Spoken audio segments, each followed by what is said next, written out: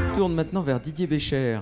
Vous êtes vice-président ressources humaines de CGI France, c'est une société en conseil d'intégration de systèmes.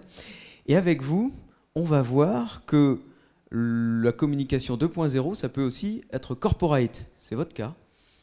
Oui, ça peut être corporate, puisque dans tout ce qui a été dit depuis ce matin, on ne fait que représenter sa marque, et c'est mon cas. Moi j'ai la chance donc, de m'occuper des ressources humaines, et c'est l'histoire du digital avec les ressources humaines, c'est aussi l'histoire de la transformation du recrutement.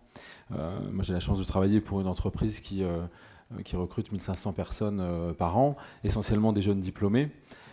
Et quand on est dans le service et le conseil, on n'a pas toujours une extrêmement bonne image, et il se trouve que comme on travaille pour les plus grosses entreprises françaises, on a besoin de recruter aussi les meilleurs talents. Donc à un moment donné, il faut se démarquer, et il se trouve que si on est aussi dans le domaine de l'innovation, attention, hein, peut-être toutes les entreprises ne peuvent pas se positionner de cette manière-là.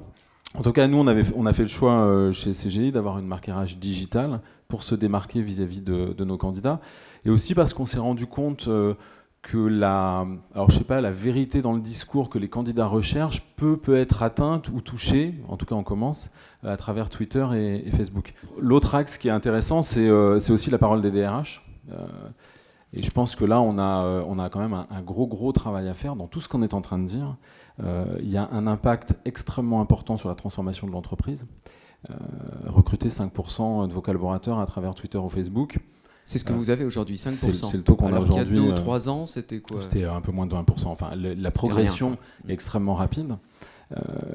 Donc ça a l'air extrêmement sexy et marrant comme ça, hein, parce qu'en plus ça coûte pas cher, donc c'est économiquement très intéressant. Sauf que quand vous recrutez par ce biais-là, par le biais du digital, en développant de la conversation avec des candidats, ils vont s'attendre aussi à une certaine forme de management dans l'entreprise. Et c'est là où, peut-être les ressources humaines plus que les autres fonctions de l'entreprise, on doit être vigilant à ce que ça va impliquer en termes de transformation.